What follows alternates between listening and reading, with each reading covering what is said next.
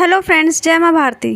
जैसा कि दोस्तों आप लोग जानते हैं चीन की विस्तारवादी नीति के बारे में, उसके घटिया मंसूबों के बारे में, भारत के साथ चल रहे विवाद के बारे में और लद्दाख में भारत और चाइनीज़ सैनिकों के बीच में हुई झड़पों के बारे में। तो दोस्तों चाइना का ये विवाद सिर्फ भारत से ही नहीं, कई देशों के बीच चल रहा है और अमेरिका के साथ भी चीन का टकराव बढ़ता ही जा रहा है और इस टकराव ने धीरे धीरे शीत युद्ध का रूप ले लिया है। अब दोस्तों जानते हैं कि चाइना की हरकतों को देखते हुए उसे रोकने के लिए अमेरिका क्या क्या कर रहा है। अगले 10 सालों में चाइना अपने परमाणु हथियारों का भंडार बढ़ाकर दुगना कर सकता है। हथियार जुटाने की चाइना की इस कवायद से बाकी देशों के साथ साथ अमेरिका की भी चिंता बढ़ा दी है। अगले 1 दशक के अंदर चाइना न केवल अपने परमाणु हथियारों की संख्या दुगनी कर सकता है, बल्कि दुनिया का केवल तीसरा ऐसा देश भी बन सकता है जो जल, थल और वायु तीनों मार्गों से परमाणु हमला कर सकता है। इस सैन्य क्षमता को ट्राइड के नाम से भी जाना जाता है और फिलहाल दुनिया में केवल 2 ही ऐसे देश हैं जिनके पास ट्राइड की क्षमता है और वो हैं अमेरिका और रशिया। करीब 2 सालों से लगातार जारी चाइना और अमेरिका के बीच का तनाव जल्दी खत्म होने वाला तो है नहीं।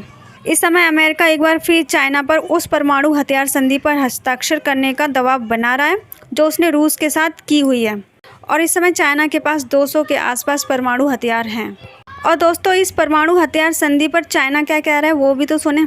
तो चाइना यहाँ पर ये बोल रहा है कि उसे इसमें शामिल होने में कोई दिलचस्पी नहीं है, क्योंकि अमेरिका ने खुद अपने पास चाइना से 20 गुना ज़्यादा परमाणु हथियारों का संग्रह किया हुआ है और चीन साफ कह चुका है कि वह तभी सोचेगा जब अमेरिका खुद अपने हथियार कम कर चीन के आसपास के स्तर पर आने को तैयार होगा।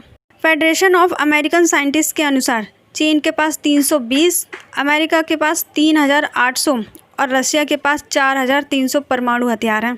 चीनी हथियारों के जखीरे में जिस तरह की बढ़ोतरी की संभावना जताई गई है, उससे ये साफ साफ पता चलता है कि चाइना के पास परमाणु हथियार बनाने के लिए अभी भी कच्चा माल मौजूद है।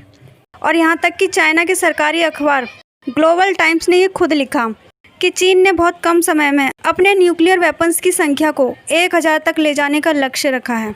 ताइवान और हांगकांग को लेकर अमेरिका लगातार चीन के खिलाफ बोल रहा है और अब उसने देश में चीनी राजनयिकों के लिए नई पाबंदियां लगा दी हैं। 2 सितंबर को अमेरिका ने कहा कि चीनी मिशन के अलावा कहीं भी अगर चीनी राजनयिक 50 से अधिक लोगों के समूह को संबोधित करना चाहते हैं तो उन्हें इसके लिए अमेरिका सरकार से परमिशन लेनी होगी।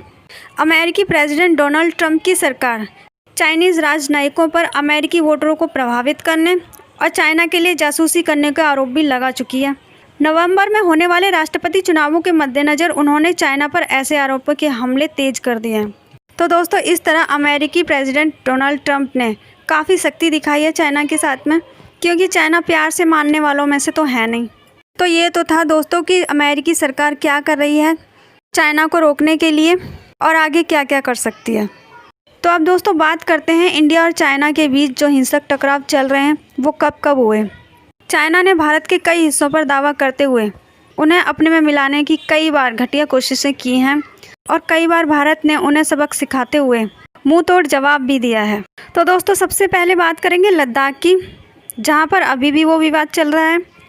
अप्रैल महीने से ही लद्दाख में चाइना और भारत सेना की हलचल बढ़ गई थी। चाइनीज सेना की भारत क्षेत्र में हस्तक्षेप बढ़ने और गश्त करने के बाद भारत ने ऐतराज़ जताया और सैन्य स्तर पर भी बातचीत चल रही थी।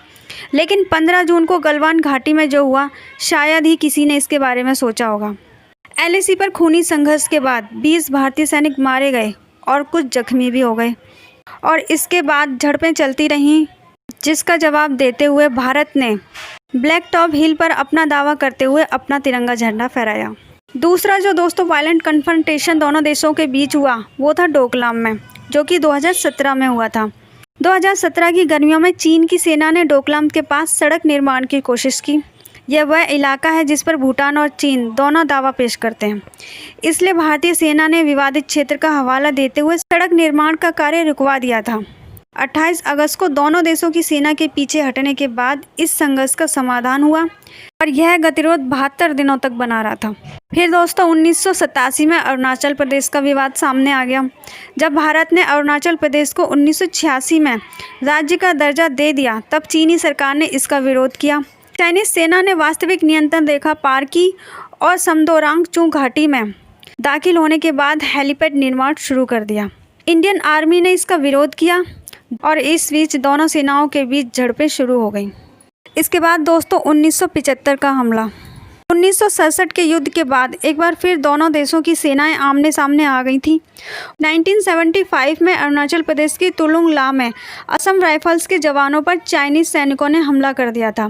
असम राइफल्स के जवान गश्त लगा रहे थे और उसी दौरान उन पर हमला हुआ और इस हमले में भारत के 4 जवान शहीद हो गए थे। इसके बाद दोस्तों नाथुला और चोला को लेकर 1967 में भारत और चाइनीज सेना के बीच टकराव 2 महीने तक चला। उस दौरान चाइनीज सैनिकों ने सिक्किम सीमा की तरफ से घुसपैठ कर दी थी।